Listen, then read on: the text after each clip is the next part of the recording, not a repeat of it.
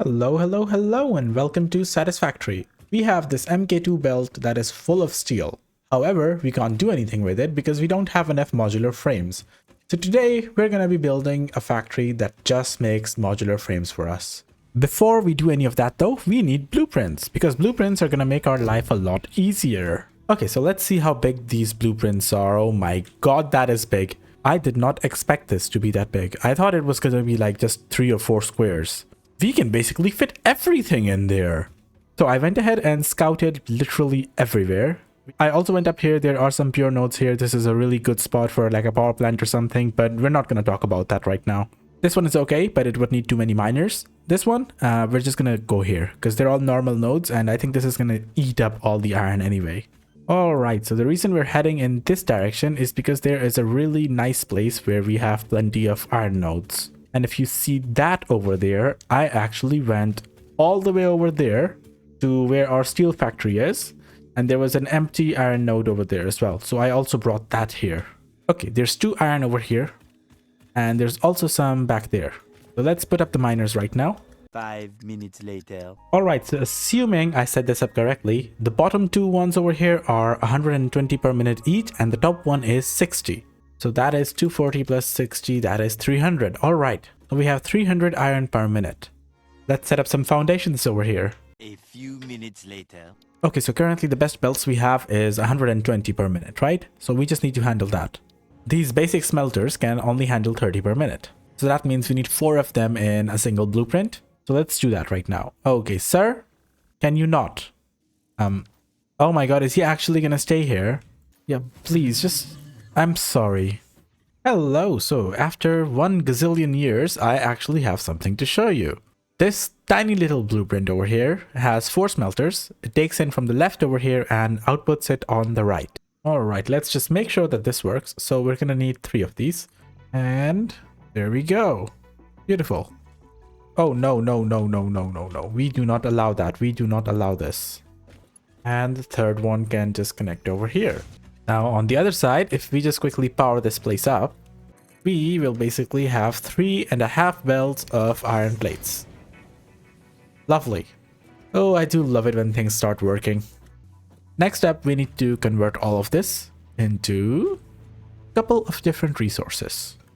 Wait, guys, what am I doing? I have slugs on me. I can just make these power shards. And let's go back to this top mine over here. And we're basically going to put in the power shards and turn this into 120 per minute as well. I'm surprised I didn't do this earlier. Just take 2 and 120 per minute.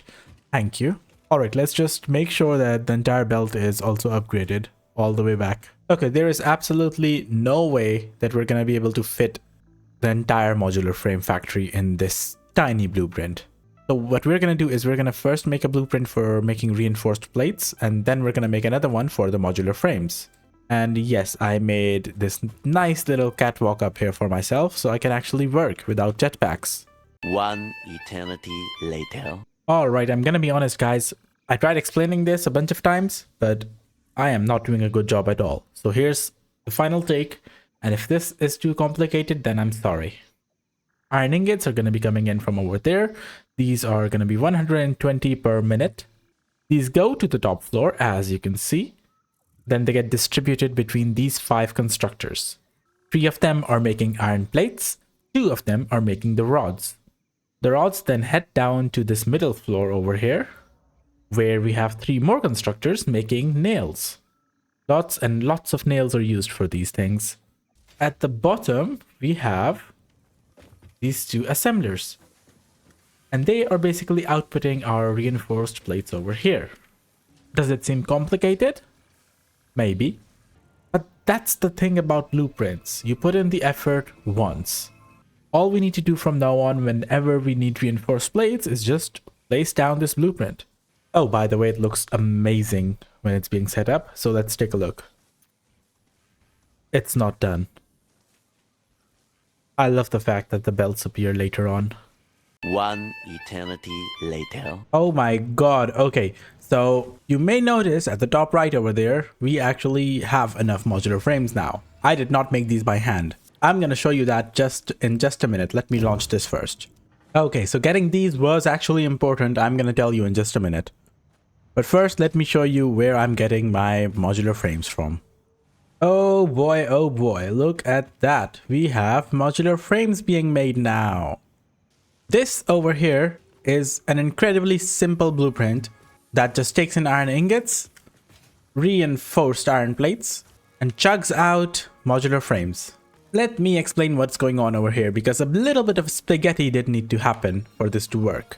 Iron ingots and reinforced plates go in, iron ingots get converted into iron rods, everything gets fed into these assemblers, and pretty much all the modular frames we need right now exit out. Now, whenever there is a foundation on top, you can assume that we can basically stack these blueprints up. And oh my god, do they stack splendidly. For now, however, we can just get rid of this because we have an amazing problem to solve right now. Take a look at this. The last time we created a power plant, we did not have blueprints. This time we do. And boy, oh boy, am I gonna double this up. Here's the thing though. Yes, these miners can get me a lot more coal from the ground. But I don't have Logistics MK3 right now. Actually, do I? I lied. I pretty much have all the resources I need. 1 second, we can get Logistics 3. These constructors I built over here are basically a lifesaver. That steel factory that we set up, we're basically converting that into steel pipes and steel beams. So let's quickly go and unlock this Logistics 3 and we'll figure out what actually is needed to make those conveyor belts. Oh my god. What was that punch animation? Wait, so MK3 belts simply require steel beams? These are surprisingly cheap, guys. 1 second. I might need to abandon my original plan. We need to head on over to that coal mine up there. Oh wait, I also need to pick up a bunch of modular frames. Alright, so let's see. This one over here does 120 per minute, right? What if I upgrade you? And now it's 240 per minute. So that's basically doubled. And what's the speed of the conveyor belt 3? 270, interesting. Alright, so let's just upgrade this coal line over here. And what we're gonna do is we are going to double our power production from this plant. Assuming that we can actually fit the water extractors over there. Oh my god, I love how glowy these belts are. Okay, looking forward to using these more. Now, if I remember this right, 3 water extractors were enough for like all of these over here. Because they use 45, right? 3 water extractors divided by 45 is 8. Yes. So that's 8 generators. Okay, so after a little bit of engineering, what we have done is connected 2 of these extractors to the front of the pipes and 1 to the back. That way the pipes are getting filled from both directions, so all the refineries should get a healthy supply of water. The next challenge for us is to be able to fit 3 more extractors on this much water. Let's see if we can do it. 5 minutes later. Alright, so with a lot of, science. Alright, so with a lot of engineering, we have finally managed to fit 6 over here on this lake. That means we can make around 1.2 gigawatts over here. Alright, that seems like a good place to start. Why are you not colored correctly? This over here seems like a decent place we can start. I could have probably fit 3 in here, but I want to place the generators in like multiples of 2. Well, right now I just want to place 8. So we're going to place this 4 times, and that's going to be everything we need. There we have it. Surprisingly, we don't need pumps this time around. Who would have thought? I've gone ahead and connected everything, so this should be our power problem solved for now. However, as I just fall down here, I do want to make this platform a little bit nicer. So let's get to work. I've gone ahead and deleted all the foundations, and no, we're not gonna let it fly in the air. I was surprised when I found out that the 1 meter and 4 meter foundations basically have the same cost. I've been using 1 meter all this time in hopes to save some money, but apparently that was dumb. Oh my god, there's just 1 pixel over here. There we go, finally got it. Okay, so after every second generator, we're gonna place these pillars down as well. Oh, these pillars look a lot better than these foundations. Let's get rid of these. Let's do the same on the other side as well. And let's also make it... I'll make some of these as well. Alright, if I'm being honest, this looks amazing. At least when we compare it to whatever this is. Honestly, I just want to tear this all down to the ground. But I am very happy with how things are starting to look around here. So as just one final thing, we need to actually use these modular frames we're getting and start making some of these versatile frameworks that this phase needs. So to make these versatile frameworks, we need modular frames and steel beams. That sounds fun. Now keep in mind, we also need these steel beams for the Mark III belts.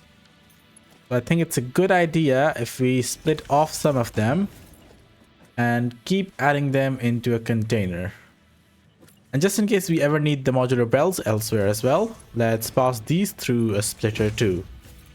Then I believe it's just going to be a couple of assemblers making these versatile frameworks for us.